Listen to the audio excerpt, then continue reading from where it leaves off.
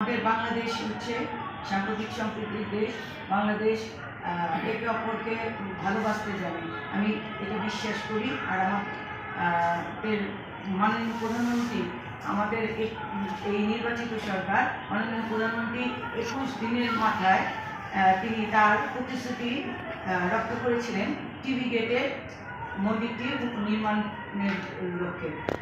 আমরা উদ্বোধন করি এবং 21 দিনের মাথায় আমরা ভাসান টেকের মন্দির সহ 17 আসনের 7টি মন্দিরে তার অনুদান পাই। মাননীয় প্রধানমন্ত্রী এদিকে লক্ষ্য রাখছেন এবং ভূমিকা পালন করছেন হিন্দু সম্প্রদায়ের প্রতি। আরাধ্য দেবতার ছবিতে যুদ্ধানিত্যদের মাধ্যমে চরম অবমাননা। সাম্প্রতিক সময়ে 71 টিভিতে হিন্দু নিউজ রিপোর্টে উঠে এসেছে যে প্রভু শ্রীরামের প্রতি নির্মাণ কাজ বলপূর্বক স্থগিত করা হয়েছে। এটা খুবই দুঃখজনক। আতাউর রহমান নামক এক ব্যক্তি জনসমক্ষে গাম্ভীর্য করে যে সে রাম মূর্তির উপর প্রস্রাব করে, শুধু তাই নয়, বিশ্বজুড়ে ভাইরাল হয়ে একটি ভিডিওতে দেখা গেছে ধর্মীয় অনুভূতিতে আঘাত আনার নিকৃষ্টতম এবং চরম অবমাননাকর রূপটি উন্মোচিত হয়েছে সনাতন সম্প্রদায়ের পরম আরাধ্য দেবতা প্রভু শ্রীরামচন্দ্রের ছবিতে। জুতা নিক্ষেপ এবং সেই অবমাননাকর দৃশ্য সামাজিক যোগাযোগ মাধ্যমে ছড়িয়ে দেওয়ার বর্বরোচিত ও দৃষ্টান্তমূলকপূর্ণ ঘটনার মধ্যে দিয়ে দক্ষিণ এশিয়ার সংস্কৃতি, সামাজিক মূল্যবোধ এবং সনাতন বিশ্বাসী ধর্মীয় বিশ্বাসের জুতা পাদুকা অত্যন্ত অপবিত্র নিম্নমানের বস্তু হিসাবে ব্যবহার গণ্য করা হয়। ফলে কোনো সম্মানিত ব্যক্তিত্ব পবিত্র ধর্মগ্রন্থকে কিংবা ঐশ্বরিক কর্তৃকের প্রতি জুতা প্রদর্শন বা নিক্ষেপ করাকে চরমতম ঘৃণা, লাঞ্ছনা এবং চূড়ান্ত অবমাননার প্রতীক হিসাবে দেখা হয়। বিশ্বজুড়ে ভাইরাল হওয়া প্রভু রামের ছবিতে জুতা নিক্ষেপের এই জঘন্য কাণ্ডটি কেবল একটি বিচ্ছিন্ন অপরাধ বা সাধারণ অবমাননার ঘটনা নয়, এটি অত্যন্ত সুপরিকল্পিতভাবে বিশ্বজুড়ে ছড়িয়ে থাকা কোটি কোটি সনাতন ধর্মাবলম্বী ধর্মীয় আত্মমর্যাদা বিশ্বাসে আঘাত আনার একটি গভীর মর্মান্তিক মনস্তাত্ত্বিক চক্রান্ত। হিন্দু সম্প্রদায়ের কাছে যিনি সৃষ্টি স্থিতি ও আদর্শের সর্বোচ্চ প্রতীক, তার পবিত্র প্রতিচ্ছবিতে এমন নগ্ন পদঘাত জুতা ছুড়ে মারা বিশ্ব প্রকৃতি সনাতনী নাগরিকের গভীরভাবে ক্ষতবিক্ষত করে দিয়েছে এবং তাদের মনে চরম নিরাপত্তাহীনতার তীব্র ক্ষোভের জন্ম দিয়েছে। এই ধরনের জঘন্য উস্কানিমূলক অপকর্মহীনতার উদ্দেশ্য হল ধর্মীয় অনুভূতির স্পর্শকাতর জায়গায় আঘাত করে দেশের সাংস্কৃতিক সংস্কৃতি বিনষ্ট করা, দাঙ্গা বাঁধানো। মাননীয় প্রধানমন্ত্রীর স্বপ্নের বৈষম্যহীন রেনবো নেশন বা রংধনু জাতি বিনির্মাণের মহৎ প্রচেষ্টাকে সম্পূর্ণ নস্যাৎ করা। এই পৈশাচিক ও অবমাননাকর কর্মকাণ্ডের পেছনে লিপ্ত জগতে অবিলম্বে নজরদারি বা আইনের আওতায় এনে এমন দৃষ্টান্তমূলক শাস্তির ব্যবস্থা করতে হবে যেন ভবিষ্যতে কোনো উগ্রপন্থী গোষ্ঠী ব্যক্তি কারো ধর্মীয় বিশ্বাসের উপর এভাবে আঘাত করার দুঃসাহস দেখাতে না পারে।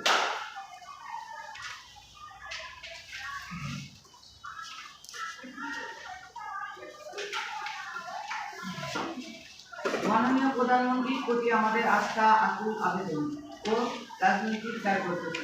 আমরা অত্যন্ত স্পষ্ট ভাষায় বলতে চাই, সাবেক প্রধানমন্ত্রী দেশনেত্রী বেগম খালেদা জিয়া যখন রাষ্ট্র ক্ষমতায় ছিলেন তখন তিনি সংখ্যালঘু সনাতন সম্প্রদায়ের অধিকার রক্ষা, ধর্মীয় উৎসবগুলি রাষ্ট্রীয় মর্যাদায় প্রদান এবং সার্বিক কল্যাণে অনেক প্রশংসনীয় দীর্ঘমেয়াদী কাজ করেছিলেন। সনাতন সমাজ তার সেই অবদানকে আজও কৃতজ্ঞ চিত্তে স্মরণ করছে।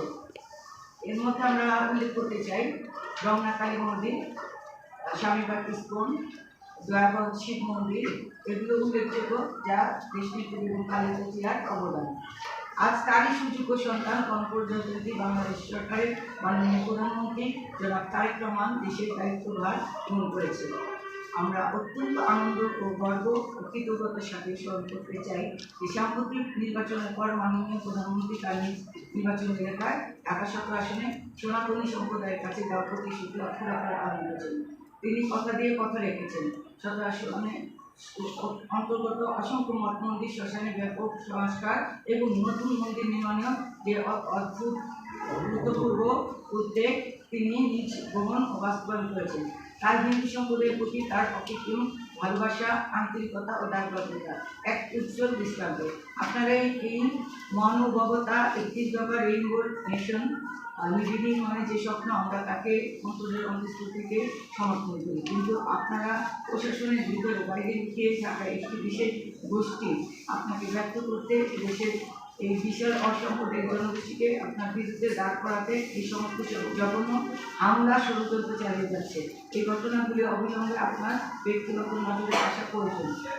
আমরা বিশ্বাস করি ঢাকা 17 আসন সনাতনীদের মতো সারা দেশের মানুষের অভিভাবক হয়ে আপনি দাঁড়াবেন এবং এই সমস্ত উগ্রপন্থী দুর্বৃত্তকারীদের কঠোর হস্তে দমন করবেন এবং চাই যে তারা এমন শাস্তি পায় যে যা দেখে আর কেউ কখনো এই ধরনের নোংরা কাজ করবে না।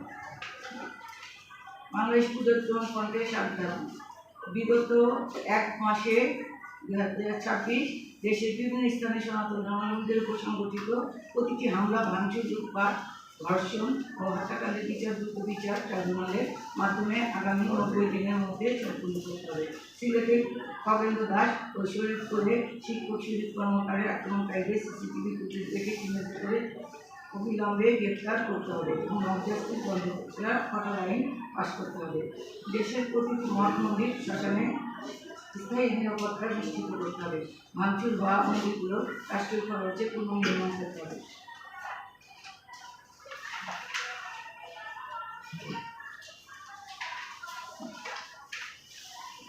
ঠাকুরগাঁ শরণখোলা দেশের বিভিন্ন স্থানে ক্ষতিগ্রস্ত অগ্নিসংযোগের শিকার পরিবারগুলো অবিলম্বে রাষ্ট্রীয় বাজেট থেকে পর্যাপ্ত আর্থিক ক্ষতিপূরণ ও পুনর্বাসনের ব্যবস্থা করতে হবে। সনাতন সম্প্রদায়ের সহ সকল ধর্মীয় সংখ্যালঘুদের জওয়ান মালের নিরাপত্তার জন্য একটি স্বাধীন সংখ্যালঘু সুরক্ষা কমিশন গঠন করতে হবে।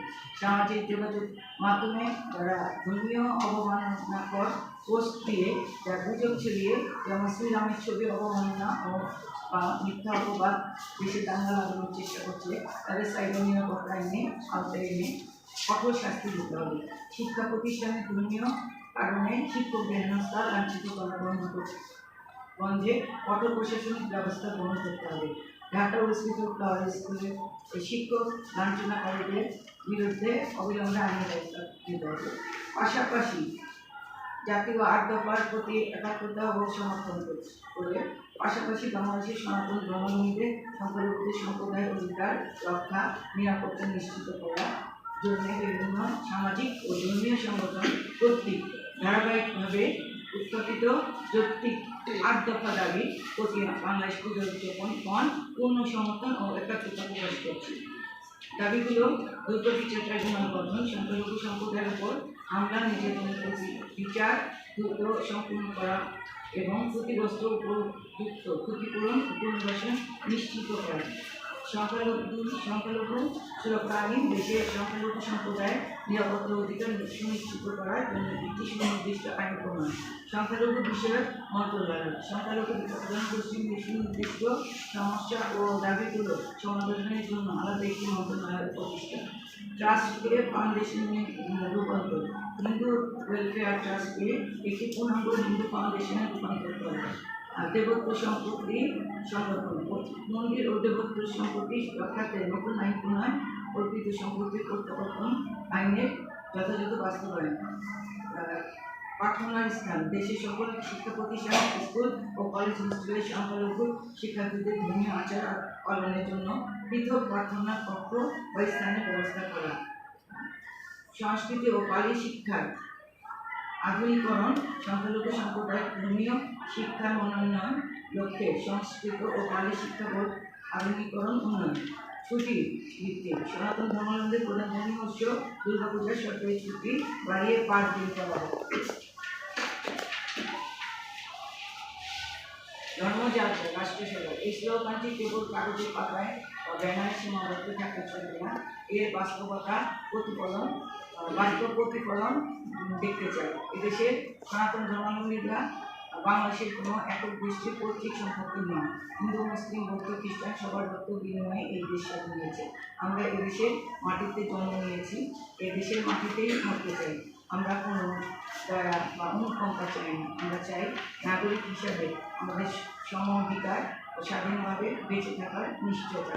মাননীয় প্রধানমন্ত্রী জনাব তারেক রহমানের দূরদর্শী নেতৃত্বে বাংলাদেশ সব ধরনের উগ্রবাদকে ঘটিয়ে একটি সত্যিকারের রেভলিউশন হিসেবে আত্মপ্রকাশ করবে, এই দৃঢ় বিশ্বাস নিয়ে আমরা আমাদের প্রতিবেদন শেষ করছি। ধন্যবাদ।